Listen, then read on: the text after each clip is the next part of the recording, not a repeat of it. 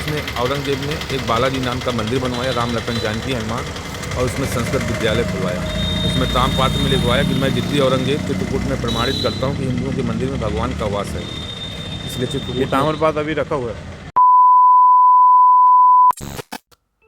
चित्रकूट एक ऐसा पवित्र स्थान जहाँ पर प्रभु श्री राम ने अपने वनवास के लगभग 12 वर्ष बिताए थे, और इसी स्थान में प्रभु श्री राम ने गोस्वामी तुलसीदास जी को पहली बार दर्शन दिए थे।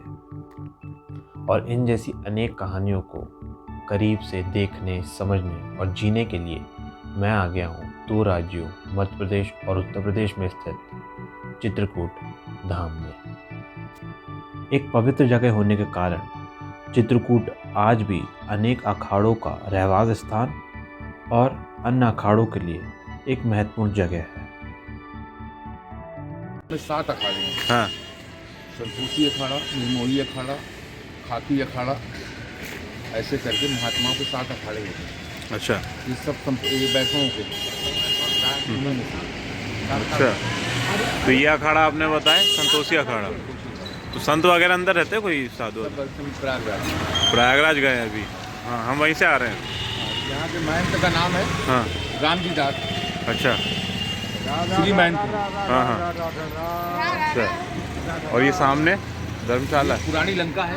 ये जानकी जी का मंदिर है। जानकी जी का मंदिर है वो जो बाजू में दिख रहा है। हाँ, ऊपर बहुत प्राचीन मंदिर है।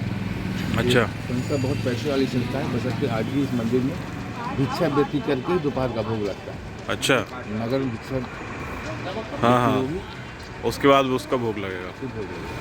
ये तो पुरानी परंपराएं हैं। हाँ हाँ, नए आज उनके पास कोई कमी नहीं है किसी प्रकार की। हाँ हाँ, बशर्ते जो सिस्टम पुराना चल रहा है वही चल रहा है।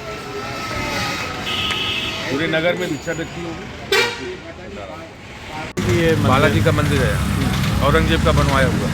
औरंगजेब ने बनवाया था। औरंगजेब ने बनवाया, उसमें 1200 एकड़ जमीन लगी हुई है। अच्छा, हाँ, और आप बोल रहे थे जिस मंदिर पे उन्होंने हमला किया था? जब औरंगजेब आया चित्रकूट तो सर्वप्रथम मिले उसको एक संत जिनका नाम बालाजी था। तिरुपति बालाजी से आए थे।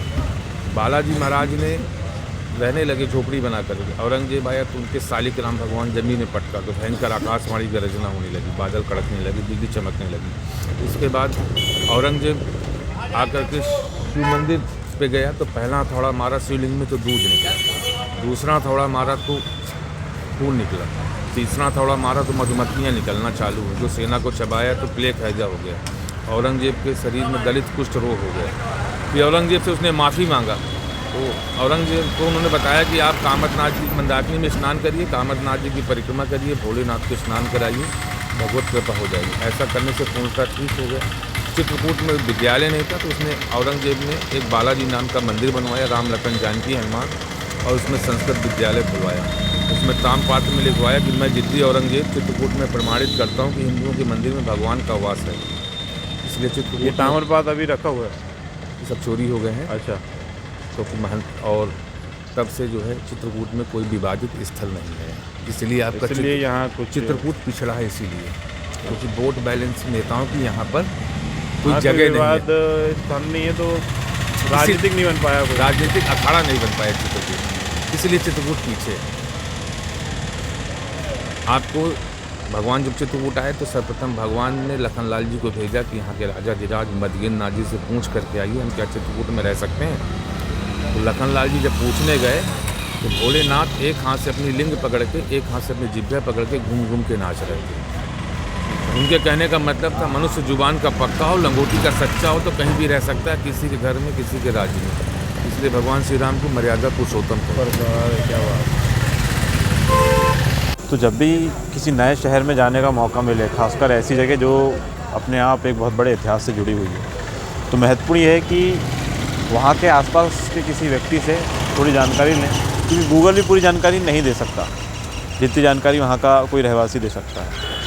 तो यहाँ पे थोड़ी बहुत जानकारी अभी मिली है, मगर समय की इतनी पाबंदी है कि बहुत सारी जगह एक्सप्लोर नहीं हो पाएगी। और जब भी अगर ऐसी जगह जाने का मौका मिलता है तो अच्छा खासा समय लेके जाएं और सारी चीज़ों को घूमें, सारे जगहों को एक्सप्लोर करें, क्योंकि महत्वपूर्ण यही है जो इतिहास इस राष्ट्र से जुड़ा हुआ है, और ख़ासकर इस जगह से जहाँ पे जिस रामचरितमानस को हम पढ़ते हैं, तो जिस देश को हम राम राज्य की कल्पना से सोचते हैं, उन राम जी का स्थान ही ये रहा है 11.5 साल, जहाँ उन्होंने वनवास बिताया था। तो बड़ा महत्वपूर्ण स्थान है अपने आप में। तो इसलिए महत्वपूर्ण ये भी है कि जब भी मौका मिले तो अच्छे से एक्सप्लोर करें, बारीक बारीक छोटी छोटी चीज़ों के अंदर तक जाएं, क्योंकि जब व्यक्ति घूमने जाता है तो अक्सर ये होता है कि फेमस स्थान तो चला जाता है, मगर जो छोटे ऐसे स्थान होते हैं ना, जहाँ बहुत ज़्यादा ट्रेंडिंग पे जो नहीं चलता, जिसकी रील वगैरह नहीं होती या बहुत पब्लिक नहीं जाती, तो आदमी उसको इग्नोर कर देता है। तो चित्रकूट के पास गोस्वामी तुलसीदास जी का जन्म स्थान भी है और एक पूरा गांव है राजापुर करके। वहाँ पे जो मैन्युस्क्रिप्ट थी उनके द्वारा लिखी हुई, वो आज भी संभाल के रखी हुई है।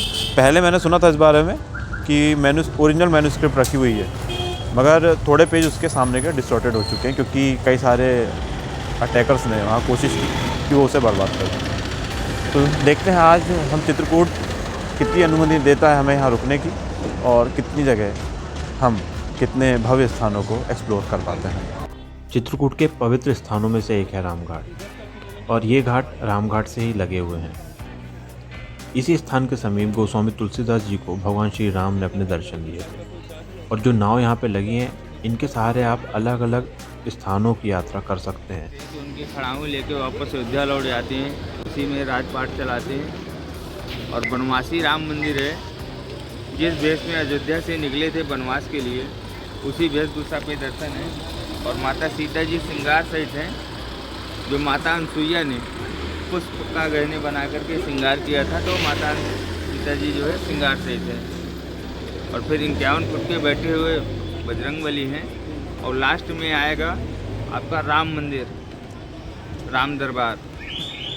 जब उनके पिता श्री दशरथ जी का स्वर्गवास हो जाता है, तो वहाँ पर बैठ करके विचार बनाते हैं श्राद्ध पिंडदान करने के लिए, तो वहाँ पर बैठी हुई मूर्ति का दर्शन होता है। कहाँ पर है ये? ये सब नाव द्वारा होगा। अच्छा, 6 मंदिर और 3 घाट। नाव है आपकी? कितना लेते पैसा? कितना पैसा लेते हैं नाव से? रिजर्व में जाएंगे 1650 रुपये लेते हैं। अच्छा, एक नाव का? हाँ, 6 मंदिर 3 घाट 9 जगह की यात्रा है। 2 किलोमीटर की बोटिंग है, जिसमें आएगा राम घाट, जानकी घाट, केवट घाट, जहाँ पे भगवान राम पार हुए और कामतगिरी पार्वत गए। वो जगह है, आज भी देखने को है। चित्रकूट की खास विशेषता यही है कि ये 2 राज्य, मध्य प्रदेश और उत्तर प्रदेश, दोनों का हिस्सा है। अभी मैं जिस स्थान, ये मध्य प्रदेश के अंदर आता है, ये पूरा मध्य प्रदेश है। सामने आप देख रहे हैं, ये भी मध्य प्रदेश आएगा पूरा उस साइड। और अब ये ब्रिज को देखें, तो ये ब्रिज से उस साइड पूरा उत्तर प्रदेश लगा हुआ है। तो एक साइड में फिर मध्य प्रदेश हो जाएगा, और ये सामने साइड जो आपको दिख रहा है, ये उत्तर प्रदेश का आएगा, और सामने आएगा मध्य प्रदेश। इन घाट के आसपास आपको कई सारे मंदिर देखने को मिलेंगे, और उसमें से एक ये बहुत ख़ास मंदिर है, जहाँ पर प्रभु श्री राम खुद भगवान शिव का अभिषेक किया करते थे। सुबह की उत्तर प्रदेश और मध्य प्रदेश की भीषण ठंड में भी लोगों में ईश्वर प्राप्ति की उमंग बिल्कुल भी कम नहीं थी। चित्रकूट का आर्किटेक्चर काफ़ी पुराना है, और यही इसकी खासियत है, जो मुझ जैसे लोग जिन्हें पुराने आर्किटेक्चर काफ़ी पसंद आते हैं, उनको बहुत लुभाता है।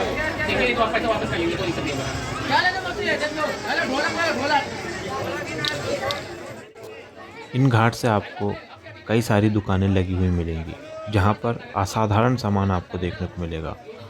ये हैंडीक्राफ्ट बड़े खूबसूरत हैं और मजबूत हैं।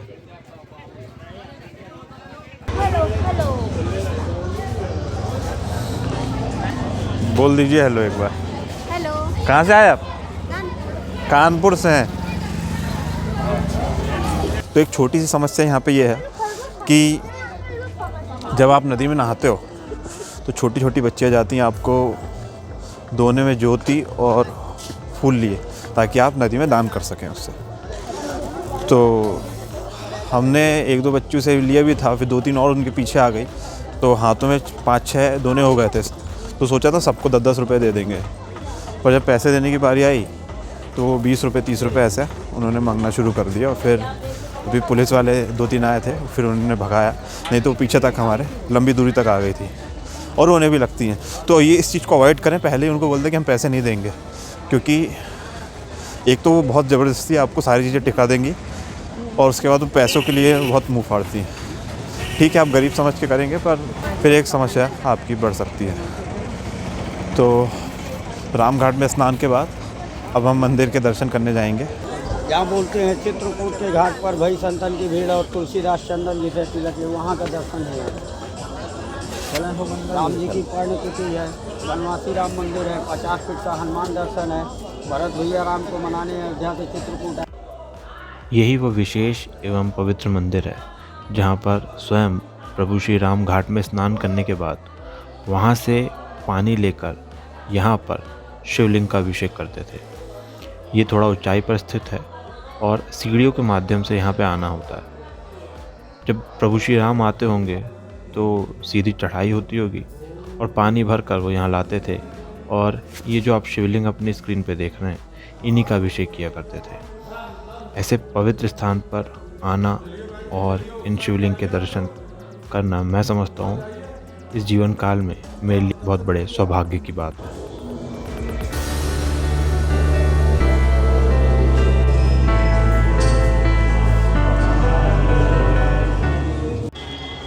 तो अभी हनुमान धरा चित्रकूट के पास है और यहाँ से ऊपर जाएंगे। चित्रकूट में आपको मिलेगा, और एक चीज़ की जो भारी कमी लगती है वो यहाँ साफ़ सफाई की है, क्योंकि सरकार ने अच्छे से ध्यान दिया नहीं। और ताजुब की बात यह है कि ना कि एक स्टेट, 2 स्टेट मध्य प्रदेश और उत्तर प्रदेश दोनों इसके लिए ज़िम्मेदार हैं। यहाँ के लोकल से भी मेरी बात हुई तो उनका यही कहना था कि यहाँ पर कोई भी विवादित स्ट्रक्चर नहीं है। विवादित अगर कुछ होता मंदिर वगैरह तो सब राजनीतिक दलों का यहाँ ध्यान रहता, सरकारों का भी ध्यान रहता और उसके लिए वो करती भी। ऐसा ना होने का कारण सफाई यहाँ आपको देखने को नहीं मिलती, क्योंकि ध्यान ही नहीं गया। तो ये बड़े दुख की बात है कि ऐसा स्थान जहाँ स्वयं भगवान राम एक लंबे समय तक रहे हैं, तो वो स्थान इतना ख़राब टाइप का है और गंदा हो रहा है। ये थोड़ा दुख की बात है। तो ख़ास तौर पर एमपी गवर्नमेंट को इसके ऊपर ध्यान देना था, क्योंकि एमपी के अंदर ऐसी भी बहुत ज़्यादा कोई टूरिस्ट प्लेस है नहीं। तो जितनी है और ऐसी जगह जहाँ भगवान राम का निवास रहा है, उसे थोड़ा और अच्छा किया जा सकता था। मगर फिर भी यहाँ आए अपने स्तर पर साफ़ सफाई बनाए रखें और जितने भी हैं उन जगहों का दर्शन करें। तो रोपवे के थ्रू अभी हम ऊपर जा रहे हैं हनुमान धरा में दर्शन करने। तो इसका चार्ज 160 रुपीज़ फॉर एडल्ट और बच्चों के लिए 120 रुपये रहेगा। तो इस चीज़ का ध्यान रखें। और ऐसा बता रहे थे कि अगर आप रोपवे के थ्रू नहीं जाते तो 600-700 सीढ़ियाँ हैं, उसके थ्रू आप ऊपर जाएंगे। तो ये देखिए, और यही वो सीढ़ियाँ हैं जिनके माध्यम से आप ऊपर मंदिर तक पहुंच सकते हैं। सीढ़ियों का इस्तेमाल करने से आपकी अच्छी खासी कसरत तो हो जाती है, मगर इसमें समय भी बहुत लगता है। और जो लोग चल नहीं सकते, जिन्हें थोड़ा समय की पाबंदी है, वो लोग रोपवे का इस्तेमाल करते हैं। और यही है हनुमान धारा का वो पवित्र जल। चट्टान के बीच से गिरता है पवित्र जल पहले ऊपर मंदिर में आता है, उसके बाद इस टाके में गिरता है जहाँ से लोग इसे ग्रहण करते हैं। ये जल कई सारी बीमारियों को ठीक कर सकता है, बस शर्त है कि आप सच्चे मन से हनुमान जी का नाम लेते हुए इसे ग्रहण करें। आगे बढ़ने पर हमें पुराने वो मंदिर दिखे जो एक गुफा के रूप में इस चट्टान, इस पहाड़ पे मौजूद थे। देख के पता चल रहा था कि ये मंदिर काफ़ी पुराने हैं और पौराणिक कथाओं को ये प्रूफ करते हैं। हनुमान धारा का जल सबसे पहले यहीं गिरता है और ये ठीक पीछे वो स्थान है जहाँ पर हनुमान जी की मूर्ति लगी हुई है।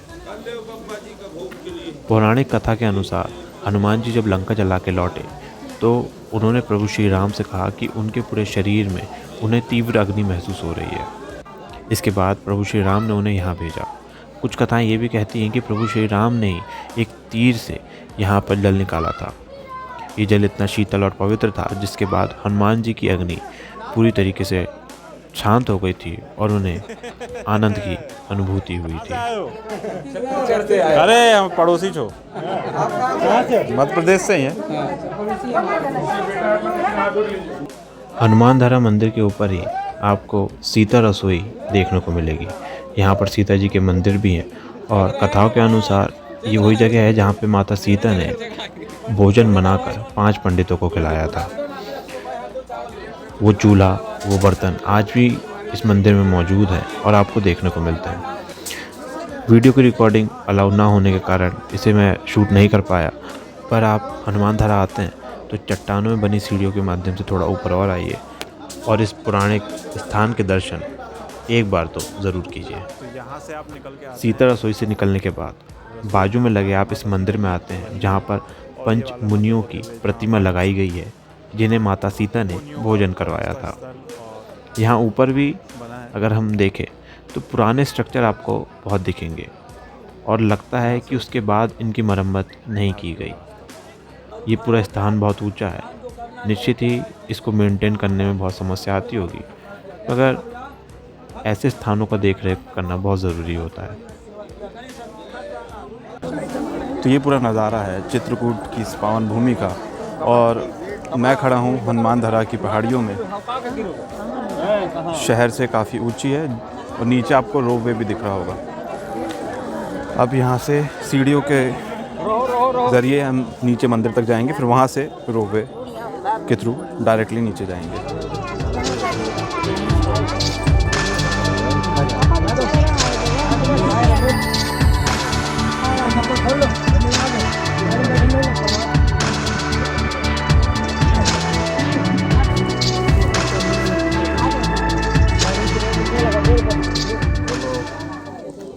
हनुमान धरा के दर्शन के बाद हम पहुँचे कामतानाथ मंदिर। बताया जाता है कि यहाँ पर कामतानाथ जी की स्वयंभू मूर्ति स्थापित है और पूरा कामतगिरी पर्वत कामतानाथ प्रभु का ही पूर्ण शरीर है। अपने वनवास के दौरान प्रभु श्री राम, माता सीता और लक्ष्मण जी ने एक लंबा समय कामतगिरी पर्वत पर बिताया था। यहाँ पर प्रभु श्री राम के पदचिन्ह मिलने के भी संकेत मिलते हैं और यहीं पर भरत और राम मिलाप हुआ था। यहाँ पर रुकने के कारण अनेक देवता, ऋषि मुनि और भक्तजन प्रभु श्री राम के दर्शन करने पहुँचते थे। पर जब भगवान ने कामतगिरी पर्वत को छोड़ना शुरू किया तब पर्वत दुखी हो गया। पर्वत ने भगवान से विनती की कि प्रभु जब तक आप यहाँ रहते थे तब तक इस पर्वत को सब पूछते थे, आपके जाने के बाद इस पर्वत को कौन पूछेगा। तब प्रभु श्री राम ने पर्वत को वरदान दिया कि आज से आप कामत हैं, आपकी जो भक्ति करेगा, आपकी जो परिक्रमा लगाएगा, उसकी सारी मनोकामनाएं पूरी होंगी। तब से ये एक प्रथा शुरू हो गई जहाँ पर इस 5 किलोमीटर के पर्वत की जो परिक्रमा लगाता है उसकी सारी मनोकामनाएं पूरी होती हैं। अब मनोकामना पूरी हो या ना हो, मगर एक चीज़ है कि हमारी संस्कृति के अंदर ना सिर्फ हम अपने भगवान को पूछते हैं, मगर उन स्थानों को भी उतने ही सम्मान, उतनी भक्ति से पूछते हैं जहाँ पर हमारे प्रभु श्री राम ने एक लंबा वक्त बिताया था। और यही बात सनातन संस्कृति को स्पेशल और डिफरेंट बनाती है।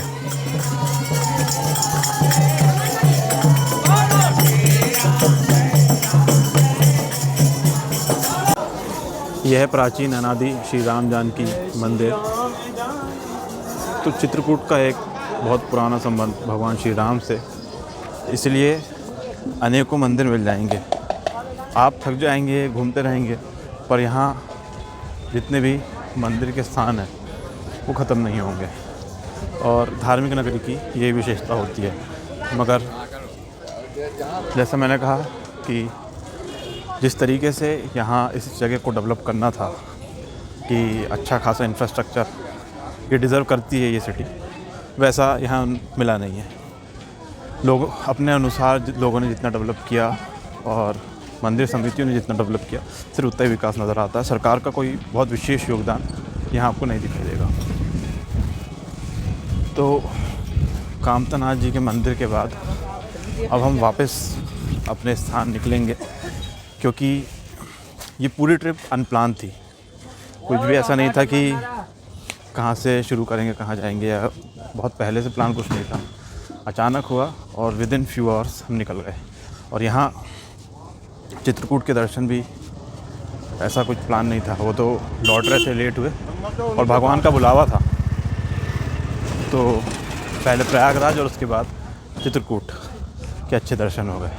एक लंबे समय से मेरी इच्छा रही थी कि चित्रकूट आऊँ, क्योंकि बड़ा बुरा लगता था कि जिस मध्य प्रदेश में पैदा हुए वहाँ पे उसी राज्य के अंदर भगवान श्री राम ने अच्छा खासा समय बिताया है, उस जगह के दर्शन अभी तक नहीं हुए थे। तो इस पावन भूमि पर आके आनंद की अनुभूति तो हो ही रही है, और पता नहीं मेरे अंदर एक लगाव सा है, जब भी धार्मिक नगरियों में जाता हूँ, संतों को देखता हूँ, मन हमेशा करता है कि यहीं रुक जाऊँ।